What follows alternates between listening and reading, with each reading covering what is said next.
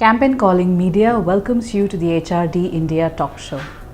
Dear viewers, in today's scenario where resources are optimized and in an era of cost correction, human resource is the only resource which has been the most important and also a complex one. Today we are going to talk about the same.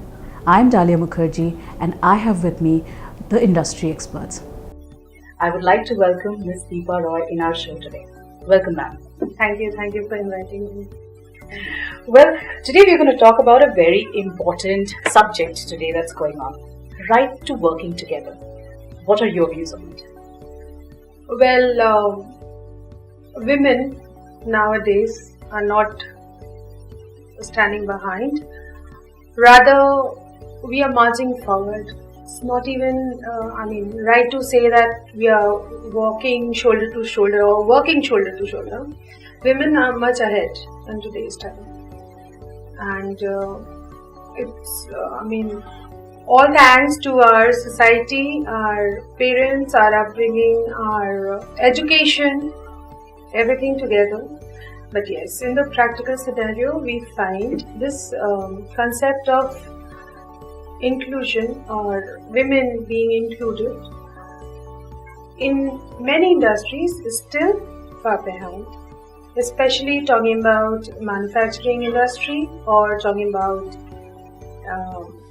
many services where women are considered not fit for certain jobs.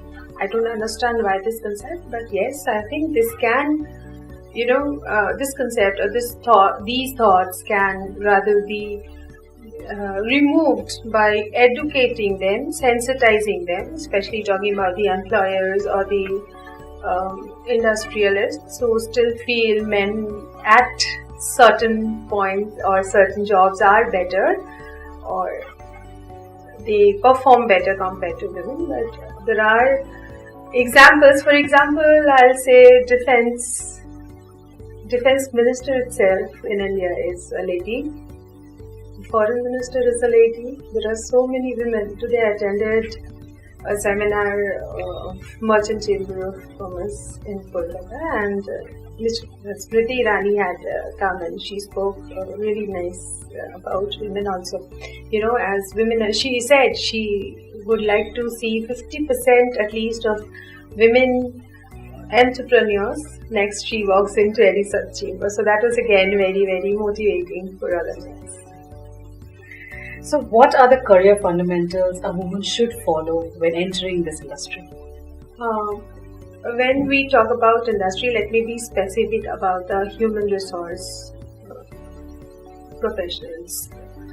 Now, many people feel that HR is a very good profession for women, but still we'll find mostly men, who are dominating it. Many women are still not considered, to be good enough or capable enough for handling such positions. But talking about the industry as such, again, if we provide proper platform to women, where we can consider them to be, or their thoughts or their contributions are appreciated, are valued, we'll definitely find more women, who would like to come up and participate and perform in this industry. And of course, the colleges management colleges where we find mostly, I'm associated with a management college where I teach labor laws as HR major subject. I found there are mostly women who have taken up the HR specialization. Only one boy is there who's in the odd one out. But that's what, when we talk about HR leaders as women, we'll find only a few or a handful. But yes, again, women are coming up and taking the step ahead. So I feel as a career, women should take up HR as a profession, and they have the emotions and the softness, the what do we say? All the qualities given by nature and God, which again is a blessing and an advantage of being an HR professional. So, yes, definitely we do see that there are more men leaders than women leaders, though it is changing. But then we still have the ratio towards the men's side. Yes. That is again, as I said, because women should be given a chance. Unless and until we are given a chance, how can we prove? See, there's no competition as such to prove that we are better or we are good. Only that we should be given a chance to perform, and people should come out of this shell, the thoughts that women at certain jobs are not good.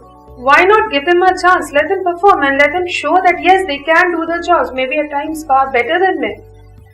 So only then we'll find there are more leaders. Right? This is not a war, this is not a a competition or a race where we need to show that we are the winners. This is a platform, a professional platform where everybody should be given a chance, and so are women. Let the entrepreneurs come forward, let companies give women a chance to perform, and then we'll find more leaders coming up. There are so many qualities in women. Absolutely. So, women has a lot of responsibility. Even apart from work, there's so much more that a woman goes through. So, what about work-life balance? How it affects a woman? Yes, this is one place where women mostly are supposed to decide whether to continue with their profession or, what actually is a priority as of then. There are certain crisis periods where women need to take certain decisions, whether to stay with the job or, take a break and take care of the commitments or the family. So even I have had such, there was a time where I had to take such a decision where I had to choose between a family or my job, and definitely my preference was my family. At the end of the day, we are working for our family, for our commitments. Now, that is what, but after a break, when a woman wants to come back to the job market or the profession again, there are many companies, like Tata, where they respect women, after a gap or a break, when they are coming back, willing to come back to the job market, they are given a chance. So they are given a chance to prove that yes, even if they have taken a gap or a break, they can perform and they can do wonders. So balancing life, balancing work, multitasking, yes, women are blessed again with that quality and we can, but once again they should be given a chance where they can rejoin work even if they have taken a break. So do you think there is a measure that the companies can take, because there is a retention that goes into place when such situation arise in a woman's life? So how do is there a process that we can follow to retain those women employees? Yes, as I said, nowadays the companies again, they are more into training or retaining, because attrition rate is pretty high, and when we talk about women balancing their work and balancing their personal lives, we find women taking a break, they leave the job and there's a gap of few years and then they again want to come back. Now companies can be more considerate. Definitely, in the IT industries, we've seen that there's a system called work from home, which might not be possible in the other industries or other sectors. Now that can be taken care of. Crash facilities, which many companies have, even by law, companies have to have a creche where the working women can take care of their children while working. Again, companies can give leave, in between, where we have government companies do have that child upbringing.